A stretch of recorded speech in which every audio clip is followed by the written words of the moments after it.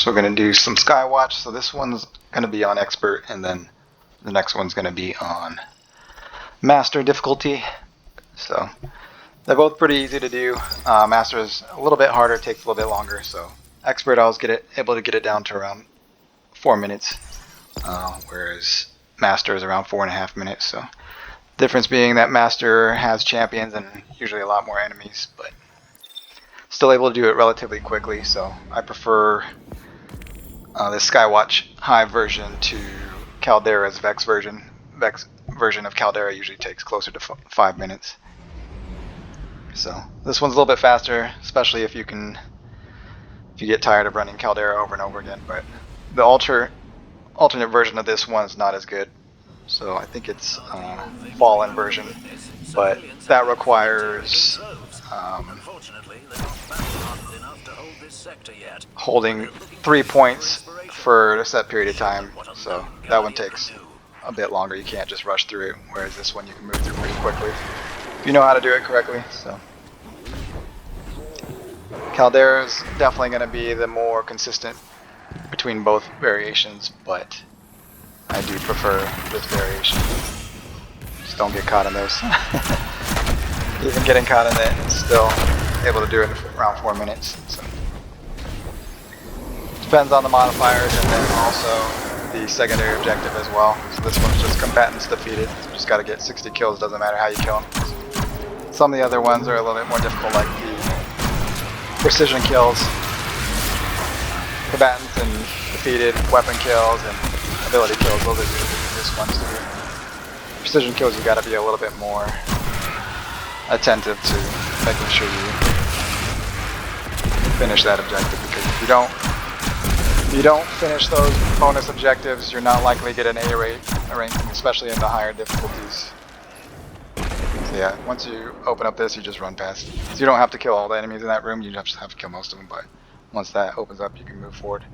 And then this next part, you got to shoot these crystals, but if you get too close, they'll spawn a wizard to protect them, so you have to kill the wizard to then be able to break them. So you keep your distance, the wizards won't spawn, and you can just do it from far away. But there's a couple that I can't really get close enough to without the wizard spawning. So, like this middle one, and then the one by the helicopter, those usually I have to kill the wizards for. But the other three you can do without actually spawning the wizards.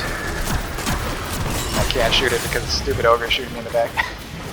Pulling my aim off with aim punch. Yeah, this one you don't have to get that close either, you can do it from farther away, but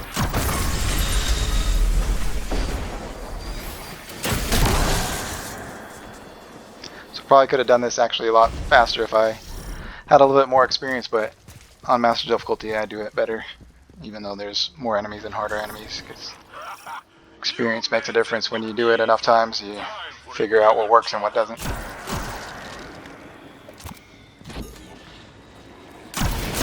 Okay. As far as the modifiers go, basically you just want to put as many good modifiers as you can get away with as few negative modifiers you can get away with, to make sure that you're still getting that A rating. So depending on your power level compared to the activity, you may have to do more negatives and no positives, but early on in the expert playlist, so once you first unlock it, you don't really need any negative modifiers. Just put on as many positives as you want, but as you progress through it, it gets a little bit more challenging. It requires more negatives.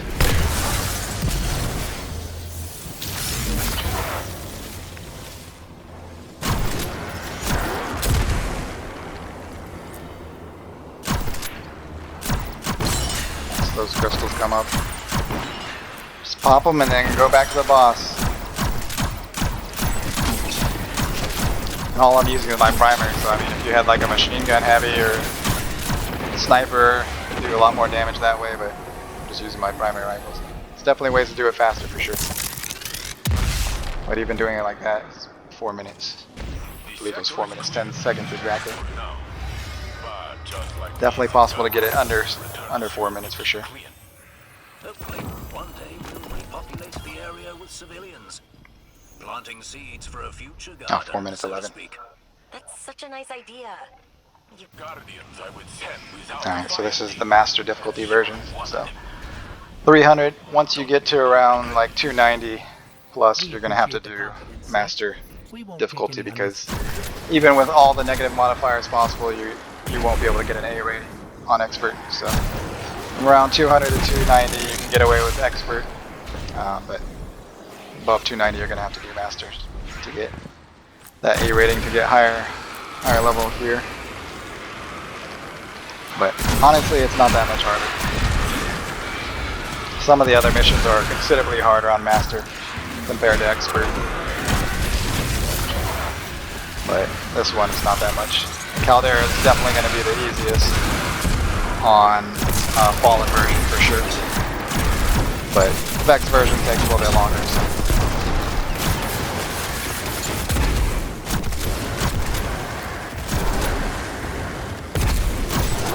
I find this high version to be slightly faster. It's not by much. So like this run was, I believe, 4:36, whereas the Caldera Vex version usually is around like higher 4 minutes, closer to 5 minutes. So slightly faster, but not a whole lot of difference, depending on your preference. But get tired of doing Caldera and over again, you know? Some variety is nice. And then obviously if there are extra awards for any specific mission, makes more sense to go for that. So even the slower missions, if they have like 2 rewards or more, it's definitely worth it if there's only 1 reward for like Caldera.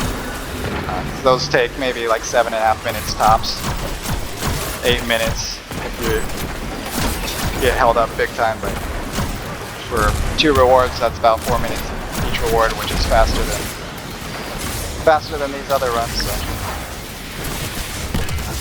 Except the Caldera Fallen version, which you get down to 3 minutes. So thought I had my ability there, but I did not. Almost died without it. So yeah, I just run the Crest of Alpha Luffy with high class stats, so I can drop my class ability shield every 19 seconds and heal myself just to stay alive. And then this is the Polaris Lance Scout Rifle, exotic Scout Rifle. So it does solar damage, which synergizes with the artifact, seasonal artifact, if you select those solar weapon damage perks. And then it does Scorch, based on precision hits. Precision hits return ammo to the magazine, so as long as you're hitting precision hits, you'll never have to reload. It scorches the enemies. On kill, it does Firefly if you have the Catalyst, which I have the Catalyst now, so very good gun for a primary, but it's got some heavy. It's definitely going to be faster to burn down the bosses quickly.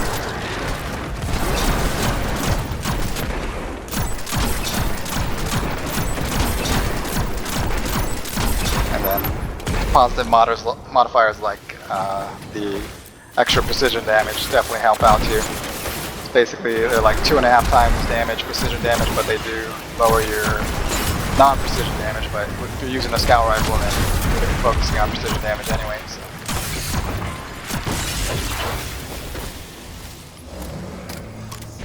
And then negative modifiers. If I need negative modifiers, I'll usually just lock the loadout, because that gives you a huge boost with no real downside, unless you really like changing your loadouts, but I never really need to. So. And then no starting heavy ammo if you need an extra boost, because those don't actually raise the power level of the enemies, whereas the other negative modifiers do. So you don't want to put too many negative modifiers on, because then the power level of the enemies are going to be much higher, which means you'll have to do a lot more damage. You'll be doing a lot less damage since they're higher power level. But usually the ones that like they just drop stuff that damage you, just don't go near it, or like they're invisible from far away. But yeah, thanks for watching. I'll see you guys in the next one. Peace. There's nothing to do but research. Yeah, research. It makes me